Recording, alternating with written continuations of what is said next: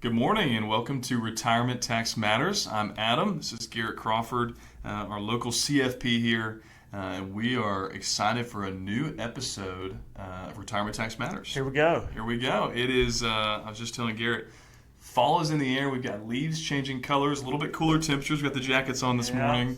Pumpkin spice lattes all over the place. And for many people, that means fall season. For us, that means RMD season. We are so excited. Yeah, and I'm actually excited. We've got Adam here in the office for listeners. He started with us in January of this year. And it's going to be nice to have somebody to help me kind of lift the load this year with our existing clients. And so I'm excited to do RMD season with you this year. It'll be better than Christmas, maybe. Well, and it's always funny. You learn different kind of sprints and times in your industry that you're just running towards the finish line, and it feels like RMD season's like, if we can just get it all knocked out before December, we'll be all right. Yeah, and I think a lot of people, they know like their tax person in April is really, really busy. Not everybody out there knows that October is kind of our beginning of one of our busy seasons, just making sure all our clients are taken care of. So here we are, great time of year in Tennessee. Here we are, so it's good to be here. Well, let's jump into our topic for the day. I think we're going to be talking about some RMDs, right? It's fresh on our mind, and kind of the thumbnail, the title for this one is going to be six-figure RMD. Woo. And that seems kind of crazy because that feels like one or two tax brackets there. And so is that clickbait? Is that crazy? Is it realistic? What would a six-figure RMD? Give me some more information about what that would be. Yeah, like let's jump in and do it. It's interesting. I started working here at Providence in 2013. It was my first job out of college, and it's just been interesting, even in my 12, 13 years of doing this, that the average like IRA balance has like almost doubled. Like I remember when I first started, a client that had $500,000 in a traditional IRA, that was like quite a bit of money saved. If you had somebody that had $1 million saved in a traditional IRA, that was like, they had saved well through their working career. And I've mentioned it a couple times, but I feel like just with inflation, it seems like, everybody that we're interacting with just has more money saved. And some of that is just the nature of who we work with. But the other part is that inflation has happened. I think people have, they've kind of got the messaging that they need to save in their 401ks. And a lot of people are doing 10%. Other people are doing more. And we're seeing 401k balances and traditional IRA balances balloon. And when those balloon, it causes RMDs to get bigger and bigger. And so I don't think it's clickbait, especially for the type of people listening to this podcast, because I've got some numbers here that I'll share in a second. But you can actually get to six-figure RMD pretty quick. And if that sounds like a big number, stay tuned for the next 1 or 2 minutes while I share these numbers. And I think the interesting thing, too, is when I first got in the industry, I always thought, well, RMDs will just whittle away at your IRA. They'll get smaller each year. But even if you're not starting at a six-figure RMD, if you're not careful, if you haven't prepared well or aren't planning well, you can end up with that RMD just getting out of control. We met with somebody yesterday that was thinking, wow, this thing it just keeps going. It just keeps growing. And he's like, aren't we taking money out of this? And it's like, yeah, but it just keeps growing. Yeah, so let's share some numbers here. I printed some off this morning. To have a six-figure RMD, if you have $2,650,000, and let's say you're turning 73 this year, that's the first year you turn RMD age, $2,650,000, you will have a $100,000 RMD. So right at $2.65 million saved. And that's going to go up through retirement. And so I thought that was an interesting number. I've never actually looked that up specifically.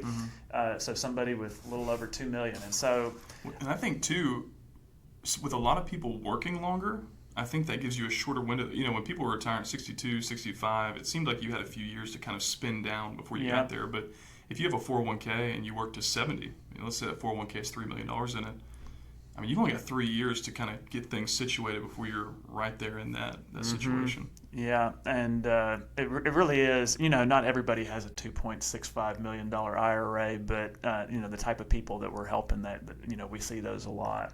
So I just thought, for kicks, I would go through each one of these like $1 million levels in an IRA, and you could begin to see what the required minimum distribution of these six-figure RMDs would be. But because I would say, like, the target niche of this podcast would be these type of people.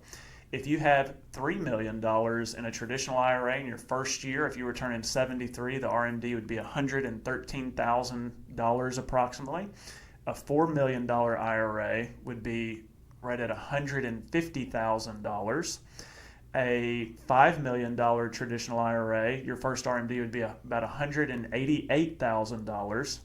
A $6 million traditional IRA would be about $226,000, so we're climbing up. A $7 million traditional IRA would be $264,000, and then $8 million traditional IRA, you eclipse the $300,000 mark, or about $301,000 in your first year. So those are some mammoth numbers. Yeah. And so is it a problem? No, it's not a problem for a lot of people, but it is a challenge. And I think it's a financial planning challenge, because I see this all the time, where people that have IRAs this big, they usually have other assets. They have other income sources. They've got Social Security. They've got different types of investment accounts. They might have rental properties. They might have a business. And I would say, when those IRA balances climb, not all of those people need all of those required minimum distributions. They just don't need the income. And so it becomes a financial planning challenge, because let's say your RMD is $150,000, but you only need $60,000. You're having to take an extra $90,000 out, and people are like, what do I do with it? What's the best thing to do? And that enters into our conversation today. Well, I think with us about to call clients and do some of these things, people that work with advisors, maybe they're about to get calls. Maybe people are do-it-yourselfers, and they're thinking through, hey, I want to get this all knocked out before family's in town for Thanksgiving. Maybe give me really quickly, what are the things you can do with your RMD just in general? Yeah. And then maybe give me a deeper dive into, now, what would you do if you saw yourself with a six-figure RMD? Are there maybe more efficient ways to do things? But maybe first, what are the couple of things we can do just off the bat with an RMD, and then maybe more specifically to a larger RMD? What would you kind of think through? I think I have this conversation, it seems like, dozens and dozens and dozens of times a year, and you're going to have that this fall dozens and dozens of times. But I like to pitch it as, when it comes to required minimum distributions, you really have three common major options. The first one is the most intuitive. The government says, or the IRS says, you need to take $100,000 out of your traditional IRA. You got to pay the tax. You distribute that, and you can just put it in your bank. You can spend it. You can buy a car or whatever you want to, but take that RMD, pay the tax. It adds to your taxable income, and you just spend it. It's actually a pretty common way to handle a required minimum distribution. The second option is, if you don't want to use all of that income, maybe you need some of it but not all of it, what you can do is you can pay the tax. And let's just say, for example, you're in the 32% tax rate. You could take that $100,000. All the government cares is that you pay your 32% tax rate on that required minimum distribution. So you send 32% of it to the IRS, and the remaining balance, you can just reinvest it in the stock market if you want to. So a lot of our clients will have a brokerage account, an individual or a joint investment account with the spouse, and they will take whatever's left after taxes, they'll reinvest it just like it was in the market, and now it's going to continue to grow the rest of their life. And I think that's a really common option. People don't need the money, pay the tax, reinvest it. And then the third option, it needs to be on most people's radar. We just did an episode, I think it's episode 8. If you haven't listened to that, you should go back on our website and check it out. But qualified charitable distributions are one of the best ways to give money to charities from your traditional IRA. And so a qualified charitable distribution would be your third option, where if you had a $100,000 required minimum distribution, and maybe you only needed $60,000 of it, and you're charitably inclined, maybe you give to your church or the United Way or something, you could do your annual giving from the balance of what you needed for income and the required minimum distribution, and you can give up to, I think it's $108,000 in 2025 per person from your IRA. And why is that good? Let's say you did a $40,000 QCD. That money would go to the charity tax-free. It doesn't count as taxable income to you, and that's a great deal. And so a qualified charitable distribution. And so the last bonus option is it doesn't have to be any one of those three. You can mix and match. So you could take some, send it to your bank, you could reinvest some, and then you could do your annual giving from that QCD. So those are the most common options. And I would just say the second part of your question is, okay, let's say somebody's a high net worth retiree. Is there anything really unique in that kind of $2 million to $8 million range? And I'm going to say that like those three options are still going to be the three things that we're talking about, but I think there's just going to be more. There's going to be more money there that retirees just don't need, and so they're going to be looking at, I need X amount of that RMD for income, and then they may be a giver, charitably inclined, they may not be, but their question is going to be, what do I do with the rest of this money that I minimize taxes over a lifetime? And I think anytime we're doing charitable giving, we need to be thinking about Roth conversions. We need to be thinking 10 years down the road, what's your tax situation going to be?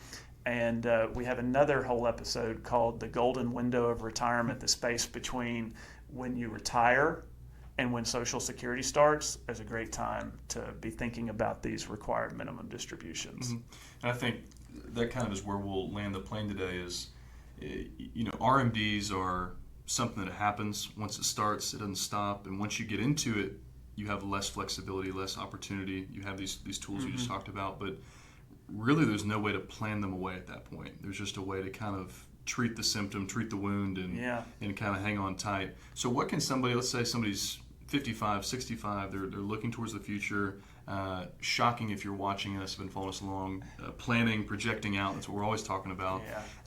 What can somebody do that's got a 10, 15-year runway, 20-year runway maybe? What can they do now in the meantime to try to set themselves up well for when this RMD season starts at 73? May change in the future, but for now, 73. Yep. So I think, well, again, I would highlight, we have a whole episode called The Golden Window of Retirement. We have another one called The Number One Mistake High Net Worth Retirees Make. Both of those in conjunction. It's probably 30, 40 minutes of content about this question.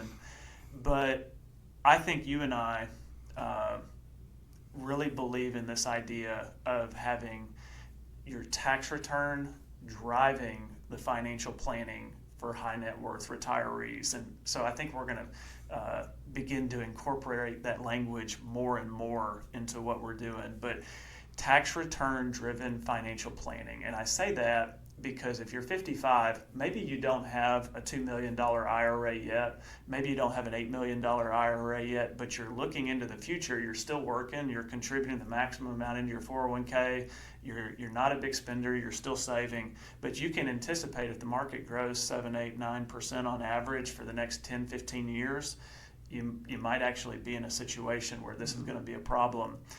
And there is no better time than right now. There's no better time to plant a tree than today. There's no better time than today to do one of these tax return driven projections to try to figure out where your income is going to be at the end of this year. And so I just did one yesterday for a high net worth retiree, and the exercise is the same every single year. It's, let's get a copy of your 2024 tax return. We look through it, we review it, we try to make sure we understand where all the income sources came from last year. We have, a 30-minute conversation about this upcoming 2025 year. Did anything change? Did you buy a house? Did you sell a house? Did you start a business? A lot of times the answer is no, it's very similar to last year. But we've got to figure out where you're going to end up income-wise at the end of the year so that we can make a tactical financial planning decision.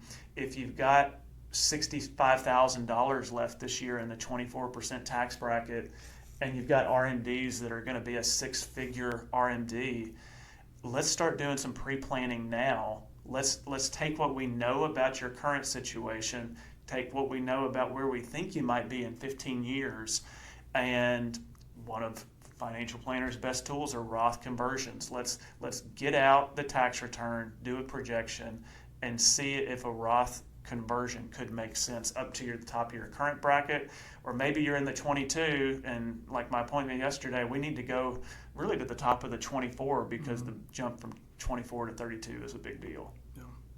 Yeah.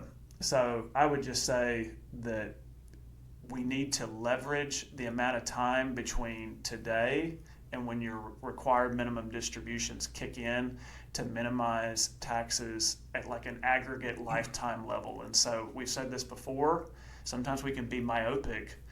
We can only concentrate on our taxes this year. We want to keep those as low as possible.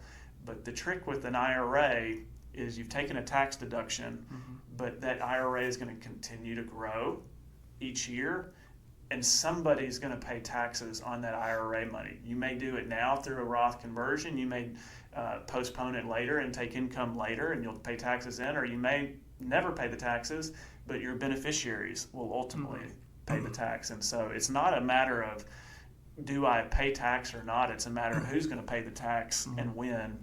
And I think there's a lot of opportunity for people if they'll do the work of those tax projections during the year to take out some of the bite, some of the sting of required minimum distributions. Yeah, and I think that's the tension we want to help people understand, see, learn about, is this tension of, hey, I don't want to just beat myself over the head this year in taxes, but also over my lifetime want to balance these out, make them work well, set my beneficiaries up well, all these different things. It's kind of funny. There's a ton of different moving parts. They're all working together to make a successful financial plan. Yeah, sure. And that's one of the fun things for us in the problem solving, but also one of the headaches maybe for somebody like you guys that are watching our videos and trying to learn. And so I think all the more reason to keep following along with us, hanging out and checking us out in different places, Apple Music, Spotify, YouTube here. And I think too, kind of final plug is retirementtaxmatters.com is a great spot.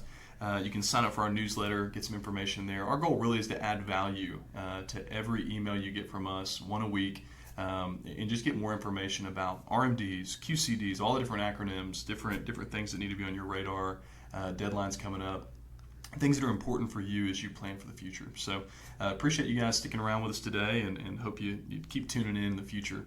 I'm Adam, and this is Garrett. It's Retirement Tax Matters. All right, see y'all next time.